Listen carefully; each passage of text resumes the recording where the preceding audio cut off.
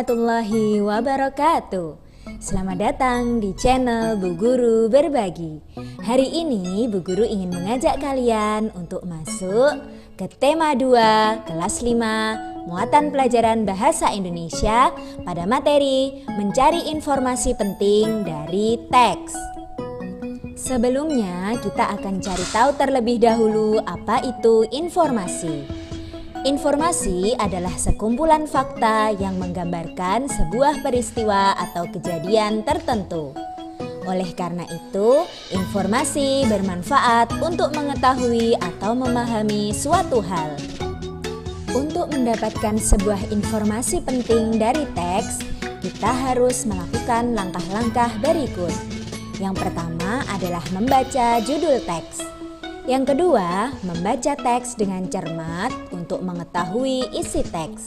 Dan yang ketiga adalah membuat daftar pertanyaan untuk setiap paragraf sehingga memudahkan dalam memperoleh informasi dari teks. Daftar pertanyaan tersebut harus mencakup kata tanya yaitu adik Simba. Apa itu adik Simba? Yuk kita pelajari pada slide berikutnya. Adik Simba adalah singkatan dari 7 kata tanya, yaitu apa, di mana, kapan, siapa, mengapa, bagaimana, dan berapa. Untuk yang pertama yaitu kata tanya apa. Kata tanya apa digunakan untuk menanyakan sesuatu seperti keadaan atau perbuatan. Contohnya, apa kegiatan yang dilakukan? Kemudian yang kata tanya kedua, di mana? Di mana digunakan untuk menanyakan tempat atau lokasi kejadian. Contohnya, di mana kegiatan hemat air dapat dilakukan? Kemudian yang kata tanya ketiga yaitu kapan. Kapan digunakan untuk menanyakan waktu terjadinya kejadian. Contohnya, kapan kita harus menghemat air?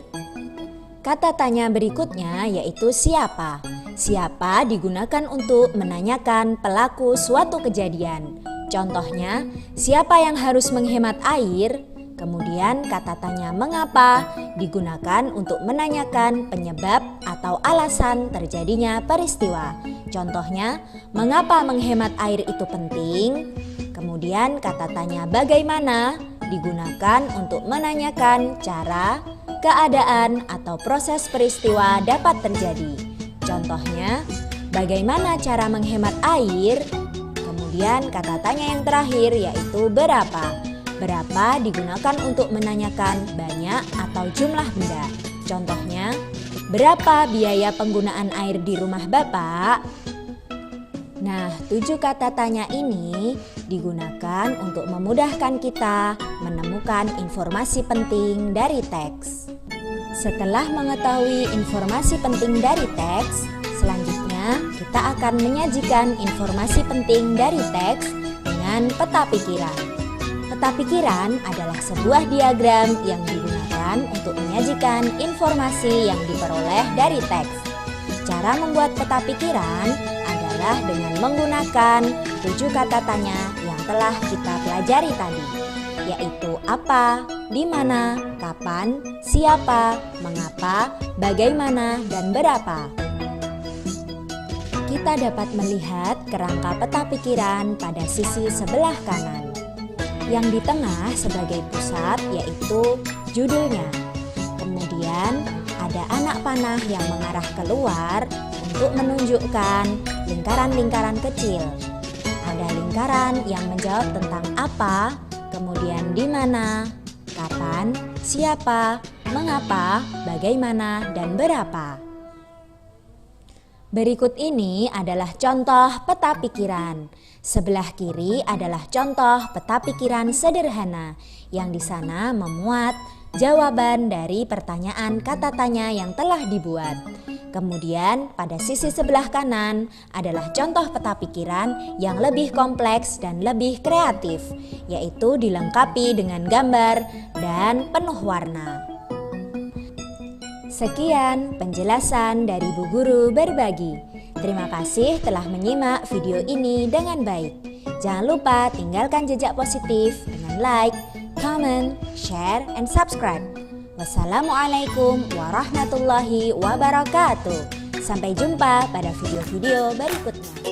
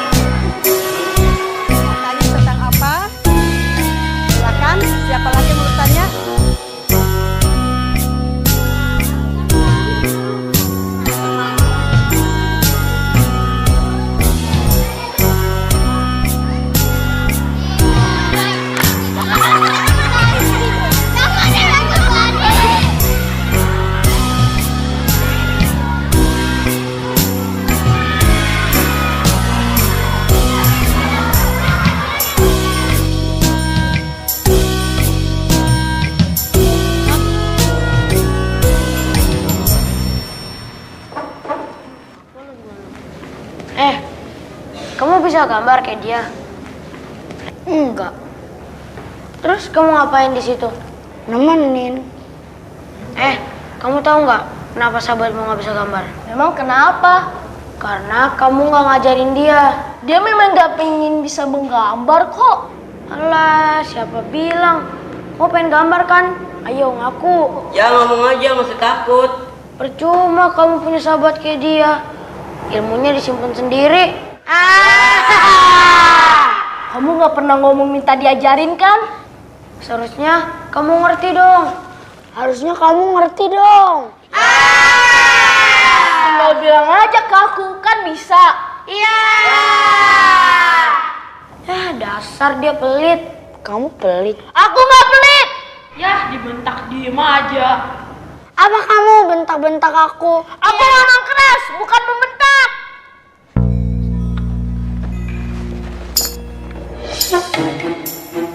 Apa kamu? Bukan aku. Sakit tau. Bukan aku. Ayo, ayo, ayo, ayo, bukan aku. Ayo, ayo. Ini sudah ketiga kalinya Rehan memprovokasi teman-temannya untuk berkelahi. Bapak dan Ibu harusnya lebih memperhatikan perilakunya Rehan. Sekarang kalian sudah tahu kan bahwa negara kita ini dibangun oleh tokoh-tokoh yang sangat mencintai bangsanya. Tokoh-tokoh yang heroik, yang sangat pantas kita sebut sebagai pahlawan.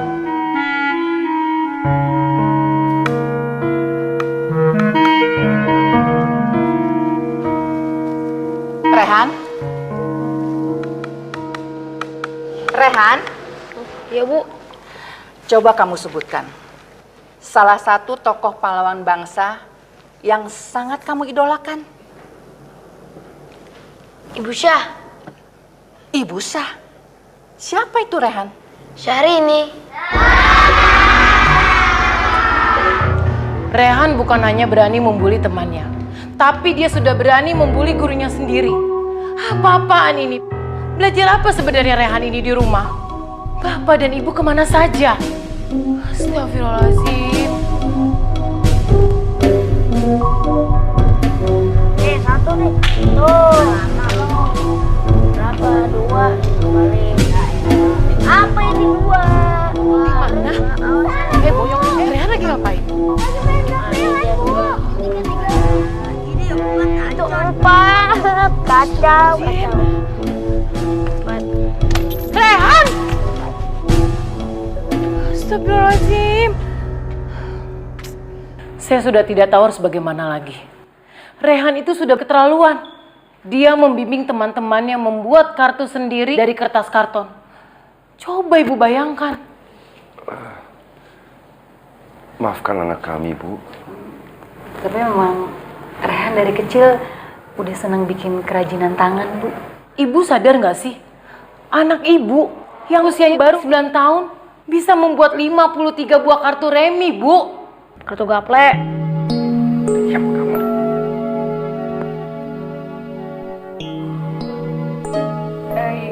Ini pasti pengaruh lingkungan, Bu. Justru itu, Bu. Pengaruh lingkungan ini yang semakin rawan. Bapak dan ibu itu jangan sibuk sendiri. Perhatikan dong perilaku anak di rumah bagaimana. Dan ini jangan pernah dianggap sepele, Bu. Ibu juga sibuk di sekolahan. Rehan, Lihat kan, anak bapak itu begitu berani membalas gurunya.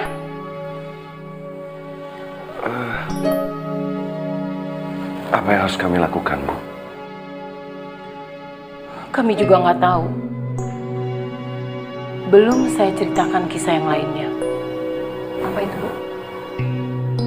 Rehan bermain kartu menggunakan uang. Dari mana dia mendapatkan uang? Dia memalak teman-temannya sendiri. Ren udah baik-baik kok. Jangan bohong kamu, Rehan. Kamu mengancam teman-teman kamu itu kan? Orang salah sangka, Bu, sama Rehan. Salah sangka gimana, sayang? Kita kan bukan orang Jawa, mah, yang biasa ngomong halus. Kita kan orang seberang yang biasa ngomong keras. Ya makanya kamu mulai belajar untuk memelankan suara kamu. Saya yakin sekali kalau anak kami ini bisa diperbaiki, Bu. Iya, harus. Saya harap Rehan bisa diperbaiki. Alhamdulillah, insya Allah, insya Allah. Tapi bukan di sekolah ini. Ya, karena kami sudah tidak sanggup. Gampang nyerah.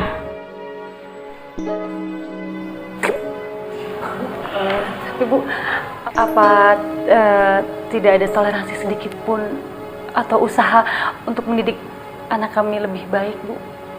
Rehan sebenarnya anak yang baik. Coba ibu tanya sendiri. Selain memalak teman-temannya, dari mana Rehan mendapatkan uang itu untuk bermain kartu?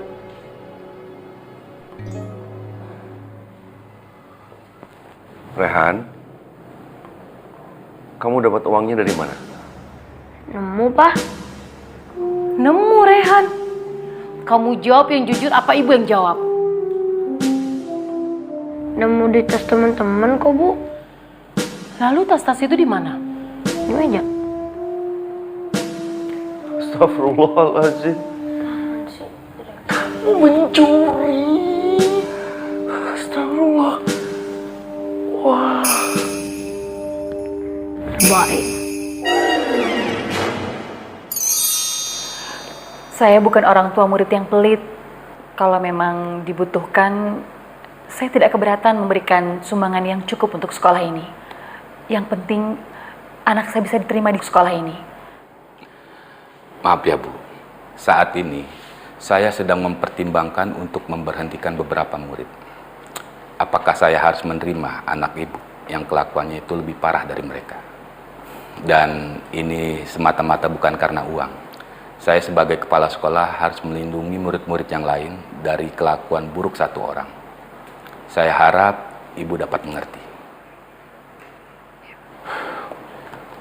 Kalau tidak ada sekolah yang mau menerima anak saya, terus anak saya harus sekolah di mana, Pak? Fungsi sekolah ini kan untuk mendidik, Pak. Dan kalau yang didiknya semua hanya anak-anak yang tidak bermasalah, ya sekolah ini ubah fungsi aja jadi tempat kursus, Pak. Coba saja anak Bapak dimasukkan ke kursus. Mungkin lebih cocok. Kursus bela diri, kursus bahasa Inggris, atau kursus memasak dan merangkai bunga. Anak saya laki-laki, Pak. Atau kursus yang lainnya masih banyak. Silakan. Asal bukan di sekolah saya. Ini sekolah macam apa sih ini, Pak? Masa beraninya cuma mendidik anak yang tidak bermasalah, penakut?